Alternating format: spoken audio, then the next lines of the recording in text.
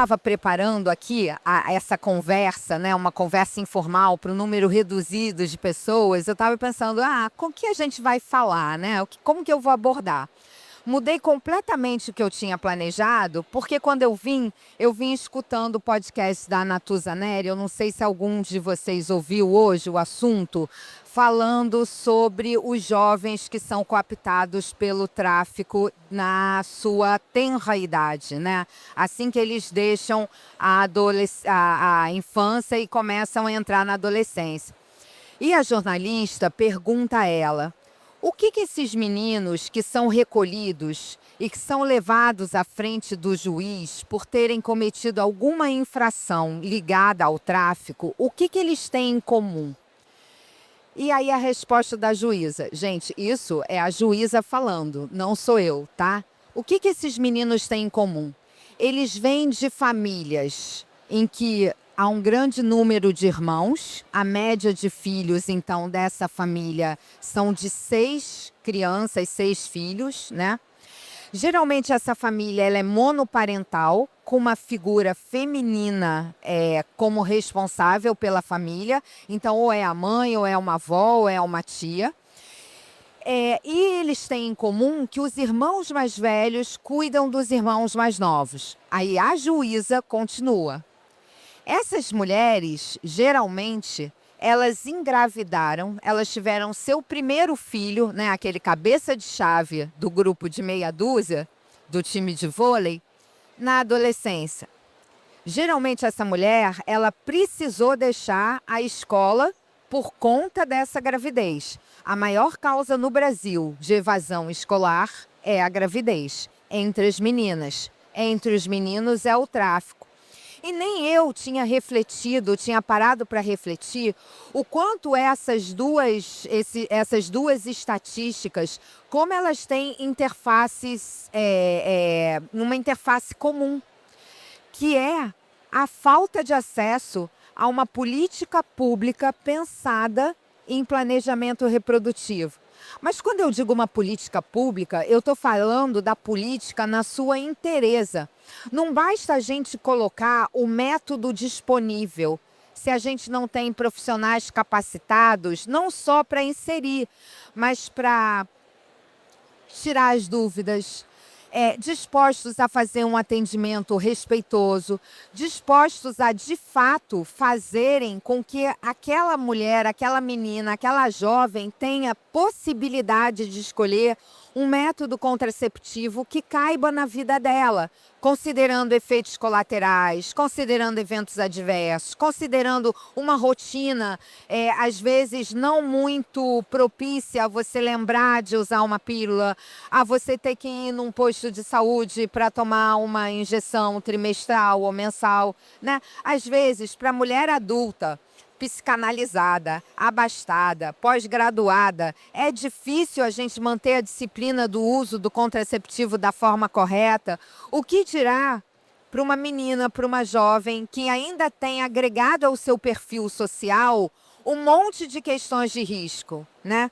Então, continuando lá com a história da juíza, com o perfil do jovem infrator, com o perfil do jovem que tem algum conflito com a lei e que está ali numa condição de recolhimento por conta de envolvimento com o tráfico, né? Ao contrário do que a gente pensa, o tráfico ele não paga bem aos seus soldadinhos, aos seus vapores, aos seus radinhos, né, que é onde a estrutura começa ali. E esses meninos, eles não são difíceis de serem levados para o lado bom da força, quando é dado a eles oportunidade, quando é dado a eles alguma possibilidade, alguma oportunidade que vá além daquilo, né? E aí, como que a gente começa? E aí uma fala que me marcou muito, porque me emociona, né? Ela diz, eles sabem o sofrimento que eles causam às mães. Ela não fala sobre o sofrimento à família, é a mãe, é a figura materna que sofre, né? A mãe que tem um filho que vai para o tráfico, ela é uma mãe que tem um comprometimento da sua paz, né, da sua paz interior, desde muito, muito cedo. Ela não dorme, né? É muito fácil a gente sentir empatia por isso, né? Então, assim, a gente perde os meninos para o tráfico e as meninas para a gravidez. E é a filha dessa mulher, né, que engravidou cedo, que vai repetir a história dela. E é o filho dessa mulher que a gente perde para o tráfico, que vai engrossar as filas de violência que fazem do nosso estado um emblema tão triste, né, para a cidade do Rio de Janeiro. A gente quer mudar essa história, né? E o acesso ao planejamento reprodutivo é um passo muito, muito importante para a gente quebrar, para a gente sanar esse ciclo de violência. A cara da pobreza, ela tá na menina que engravida cedo, que deixa a escola, que fica menos preparada para alcançar as fatias nobres do mercado de trabalho, e por conta disso fica mais dependente da família parental, do parceiro violento. Aí a gente tem os braços, né? Aí aumenta a taxa de violência doméstica, aumenta a taxa de feminicídio, aumenta a taxa de mortalidade materna, razão de mortalidade materna. Tudo isso são os galhos que essa falta da política pública chegando em quem deve vai causando, né? Então ela fica menos preparada, fica mais suscetível a isso, e a filha dela repete essa história. E o filho, que não teve ali a atenção parental que deveria ter tido na primeira infância, não teve as oportunidades, porque a mãe está trabalhando, porque ela tem que sair cedo de casa, porque ela se desloca para, né, um deslocamento grande, geralmente é um êxodo, né, que os trabalhadores passam para chegar nos seus locais de trabalho. Muitas vezes essas crianças elas ficam em casa, umas cuidando das outras, as mais velhas responsáveis pelas mais novas. Então, quando a gente sana esse problema, quando a gente promove esse acesso, quando a gente faz o planejamento reprodutivo, quando a gente promove esse acesso, a gente está, na verdade, atingindo vários pontos de uma cadeia de violência muito firmada, muito alicerçada, né? Agora vamos falar da parte boa, né? Porque eu tenho o orgulho, eu tenho a honra de ser responsável por uma política pública implantada pela Secretaria Estadual de Saúde, né, no estado do Rio de Janeiro, que é muito, muito bem sucedida, né? E olha, eu vou dizer, quando a gente começou a implementar, porque ninguém faz nada sozinho, né? A equipe que começou a pensar nessa implantação, a gente ouvia cada coisa. A gente era tão encorajada a se desencorajar, a não levar adiante, né? Como se aquilo fosse uma questão menor, como se aquilo fosse uma questão que não tivesse uma relevância tão importante no cuidado e na linha de cuidado de saúde. Não é verdade. Primeiro, vamos aos números. Eles falam muito forte, eles alicerçam qualquer discurso. A nossa taxa de aprovação é maior que 99%. Mais de 99% das jovens e das mulheres atendidas no Acolhe referem uma experiência excelente ou boa. Então, assim, a nossa taxa de satisfação ela é muito alta. E aí, antes de falar no número, eu acho que merece o destaque do entendimento que mesmo quando você amplia acesso e você faz uma política para atingir um bloco grande, uma massa, você não precisa perder em qualidade. A gente faz uma consulta coletiva em que a gente passa todas as informações sobre os métodos contraceptivos com um grupo, numa roda de conversa. É tão rico. Elas trocam experiências entre elas e elas têm a oportunidade de esclarecer todas as dúvidas sobre aquele método que elas estão pretendendo, que elas estão sonhando em inserir. E às vezes as dúvidas, elas são decisivas para aquela atitude que ela vai tomar, para aquela decisão que ela vai ter.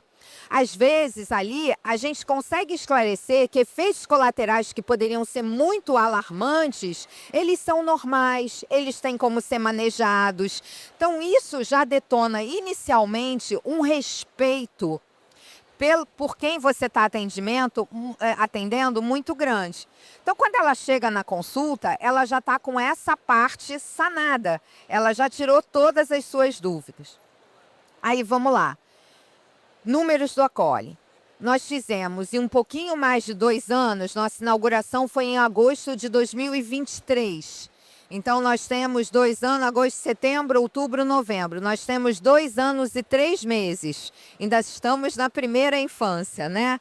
Então, em 2 anos e 3 meses de atendimento, nós tivemos 26 mil implantes de etonogestrel, o Implanon, que agora está na moda, porque agora o Ministério da Saúde está ampliando o acesso a todo o Brasil, né? A gente tem muito orgulho de ter sido pioneiro, e que bacana essa atitude do Ministério de agregar isso no cardápio da atenção básica de saúde, né? Tenho muito orgulho de ter sido pioneira nessa história. Então, nós temos 26 mil implantes inseridos nesse período de 2 anos e 3 meses, com uma taxa de retirada, de desistência do uso, abaixo de qualquer número da literatura. Todo método contraceptivo hormonal, ele vai ter efeito colateral. E efeito colateral nem sempre é bem tolerado. Então, é comum você ter uma taxa de desistência, uma taxa de interrupção do método. A nossa taxa de desistência do implante, ela é menor do que 5%. O que a gente atribui a isso? A gente atribui a esse atendimento respeitoso, em que a gente sanou todas as dúvidas antes da inserção. E ela teve a oportunidade de refletir se esse seria um bom método para ela. Não paramos por aí. Já estava disponível no Ministério da Saúde o DIU de cobre. Por que não, já que a gente já tem isso disponível na rede pública, a gente não poder oferecer isso para nossa paciente também? Temos, então, 2.500 DIUs de cobre inseridos. Perto disso, ainda não chegou a isso não, está em 2.428. Mas até o fim do mês a gente bate 2.000. E também temos a oferta dos DIUs hormonais, que são uma quantidade um pouco menor. Alguns municípios já oferecem o DIU hormonal, então a gente entende que a gente tem ali como uma possibilidade, uma alternativa ao método hormonal que não seja o implante. Então, temos 271 DIUs hormonais Kalina e 270 DIUs Mirena, ou vice-versa. Não sei se é 271 Karina ou Milena. Isso faz com que a gente tenha 30 mil mulheres residentes no Rio de Janeiro protegidas de gravidez não planejada. A potência do programa está na expressão desse número. É muito grande, é muito potente e é muito fora da realidade de qualquer serviço público. É lógico que tem um viés, a gente nasceu para isso, a gente foi pensado, né, para isso. Mas isso mostra que, assim, gente, tem saída.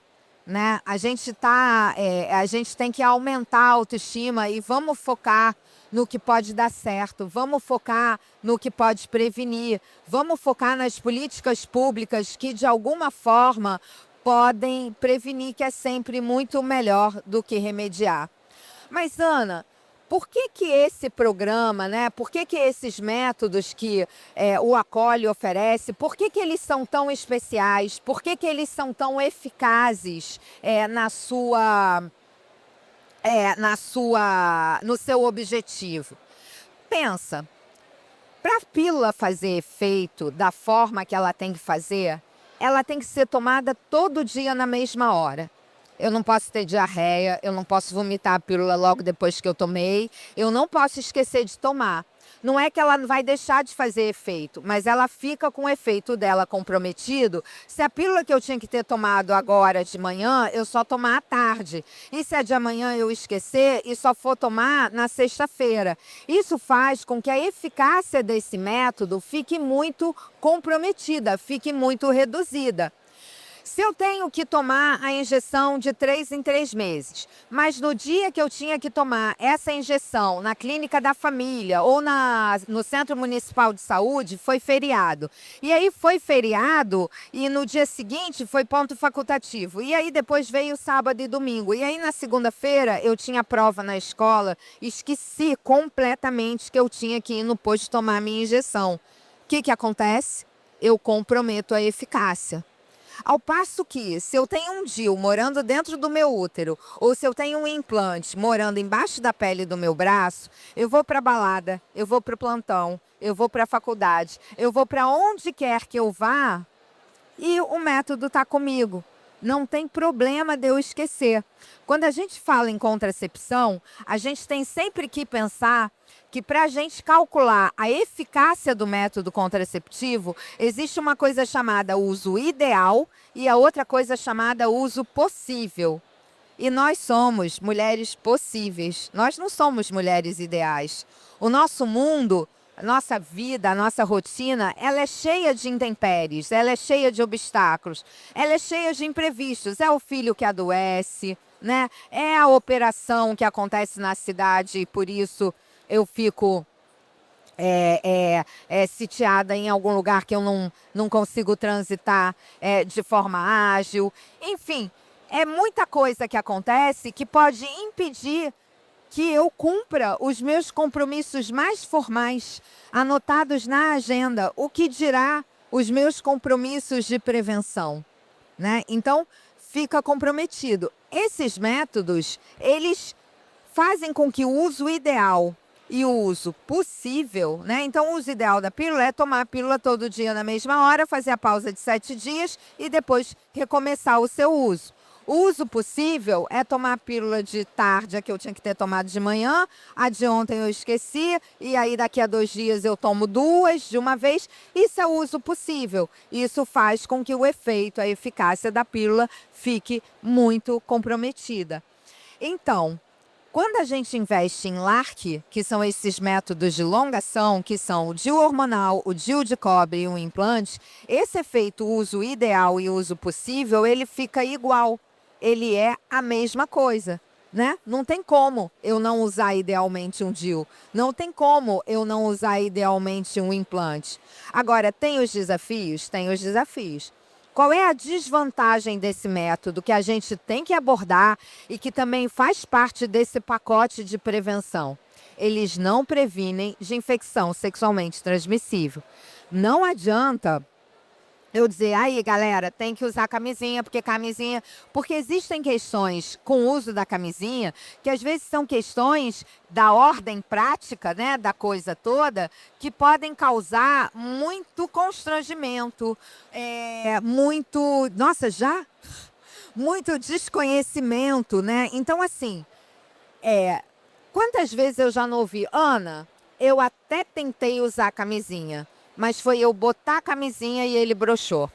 Ou, Ana, eu até tentei usar a camisinha, mas foi eu botar a camisinha e ele ejaculou. Gente, um mando de adolescentes no início da sua vida sexual, né? Jovens começando a atividade sexual, não é uma dinâmica, não é uma mecânica fácil da coisa. E a gente tem que trazer isso para a pauta do dia. A gente tem que falar a vida como ela é, né? Não é que eu vá ensinar ninguém como se transa ou como se faz, não é o meu papel. Mas o meu papel, enquanto profissional de saúde, é mostrar em modelos anatômicos a forma correta sobre o uso da camisinha, né? Então, uma possibilidade para isso é a gente usar a outra camisinha, que é tão pouco difundida, né? Que é conhecida como a camisinha feminina, mas que é a camisinha que a gente usa interna na vagina, né? E aí, essa camisinha, se a gente não aprende a usar direito, ela pode ser extremamente desconfortável, porque ela pode fazer schloff, schloff, schloff, schloff na hora. E aí é um corta-barato, né? Não vou nem dizer o que ela é de verdade. Então, qual é? Não é do mesmo jeito, só que brocha até a mulher antes, né? E ela às vezes ainda disfarça. Mas, enfim, Qual é o objetivo, qual é a maneira correta da gente usar essa camisinha que é usada dentro da vagina? É a gente colocar pelo menos uns 20 minutos antes, preferencialmente até sair de casa com ela. Então, se vai encontrar o crush, né? Ou se tem um contatinho, ou se vai até sair com as amigas, mas vai que rola alguma coisa. Tomou banho, se enxugou, se secou, né? Se maquiou, já coloca a camisinha, já sai com ela na hora do vamos ver. Eu, particularmente, gosto muito, pessoalmente, né? Os homens da minha idade, ufa, às vezes é um trampo para você pedir para colocar a camisinha. Já está ali, já está tudo certo. Então, assim, é muito importante que quando a gente faça essa menção, que a gente preconiza um método contraceptivo, que o uso do preservativo venha com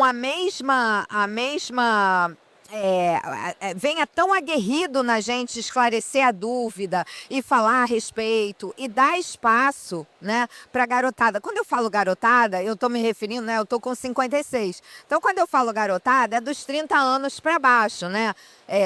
Estou falando para garotada de 20 anos, de 18 anos, mas eventualmente a gente tem meninas jovens que já começaram a sua vida sexual, né? E que essa vida sexual, ela tem o caráter do consentimento, ela nem se considera numa situação de violência.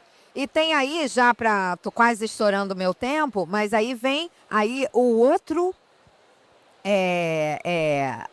gatilho, né? A outra história. Quando você dá acesso à contracepção em programas como esse, você atrai um certo perfil para dentro da unidade de saúde.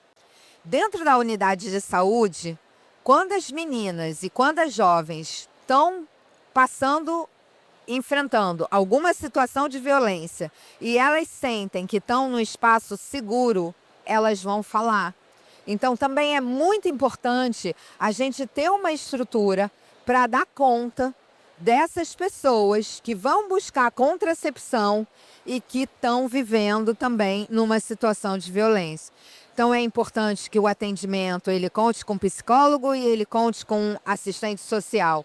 E de uma forma ideal que ele conte, inclusive, com auxílio da pediatria. Então, é uma equipe multi, a gente tem tudo isso no Acolhe. E aí, para encerrar, para ninguém ficar bravo comigo, eu vou dizer, anunciando aqui em primeira mão, uma super boa notícia, que a gente está inaugurando agora o Acolhe Baixada. Uhul! Então, no dia 20 de novembro, né, dia da consciência negra, eu acho muito emblemático ser nesse dia, estou muito feliz, né, um feriado. Nós estaremos em Nova Iguaçu, no Rio Imagem Baixada, inaugurando a segunda unidade do Acolhe. Para encerrar, eu queria muito agradecer ao pessoal da Fundação Saúde e à secretária estadual de saúde, a Cláudia Mello, pelo apoio e por ser tão parceira nessa nova empreitada. E a vocês eu agradeço demais a atenção aqui nesse cantinho da Feira de Inovações.